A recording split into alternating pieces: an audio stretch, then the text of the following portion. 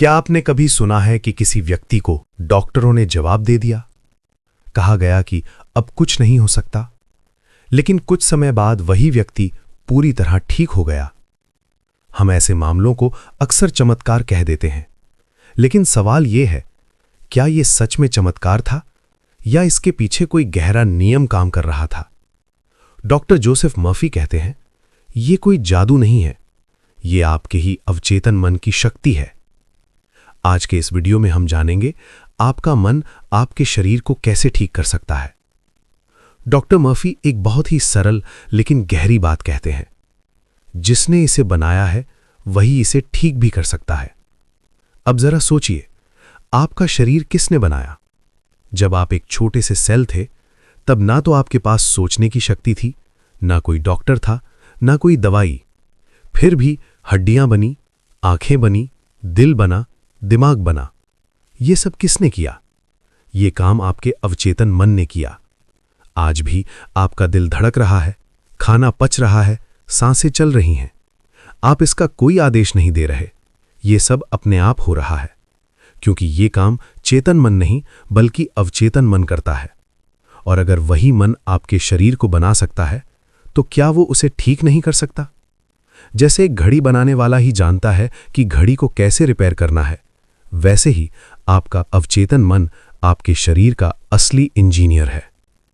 इतिहास में ऐसे अनगिनत उदाहरण मिलते हैं जहां लोग किसी पवित्र पत्थर, किसी मंदिर या किसी पुराने अवशेष को छूकर ठीक हो गए। अब सवाल उठता है, क्या उस पत्थर में सच में कोई जादू था? नहीं। डॉक्टर मर्फी बताते हैं, ये अंधविश्वास की शक्ति थी। जब उस व्यक्ति ने पूरी सच्चाई से मान लिया कि अब मैं ठीक हो जाऊंगा, तो ये विश्वास उसके चेतन मन से होकर सीधे अवचेतन मन तक पहुंचा। और जैसे ही अवचेतन मन ने इसे स्वीकार किया, उसने अपनी ही हीलिंग पावर को सक्रिय कर दिया।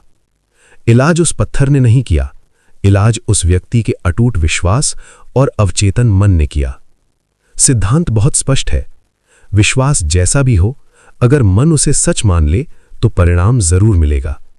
अब सवाल यह है, क्या हमें अंधविश्वास करना चाहिए? नहीं, हमें सीखना चाहिए जागरूक उपचार। समस्या यह है कि जब हम बीमार होते हैं तो डर जाते हैं। हम कहते हैं, ये बीमारी बहुत बड़ी है, ये ठीक नहीं होगी, मेरे साथ ही ऐसा क्यों? लेकिन ध्यान दीजिए, ये शब्द आपके अवचेतन मन के लिए नकारात्मक आदेश बन जाते हैं। और अवचेतन मन आदेशों पर ही काम करता है, चाहे वो अच्छे हों या बुरे। सही तरीका क्या है? डॉक्टर मर्फी कहते हैं, समस्या से ध्यान हटाकर समाधान पर ध्यान लगाओ।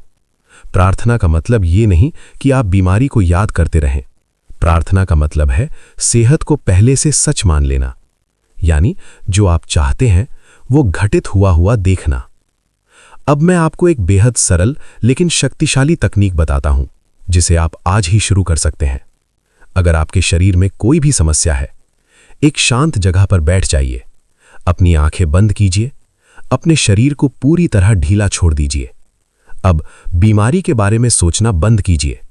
अपने मन में यह तस्वीर बनाइए कि आप पूरी तरह स्वस्थ हैं, आप चल रहे हैं, हंस रहे हैं, खुश हैं। और अब धीरे धीरे मन में ये वाक्य दोहराइए, मैं अपनी संपूर्ण सेहत के लिए आभारी हूं। इसे रटिए मत, इसे महसूस कीजिए, क्योंकि जब आप धन्यवाद देते हैं तो आप ये संकेत देते हैं कि काम हो चुका है, और अवचेतन मन इसी संकेत पर काम करता है। याद रखिए, जब आप रात को सोते हैं तो आपका चेतन मन सो जाता है, लेकिन आपका अवचेतन मन पूरी रात काम करता रहता है। इसलिए आज सोने से पहले अपने अवचेतन मन को एक नया ब्लूप्रिंट दीजिए, उत्तम स्वास्थ्य का ब्लूप्रिंट। अपने मन से कहिए, मेरे शरीर को ठीक करो, और फिर निश्चिंत होकर सो जाइए।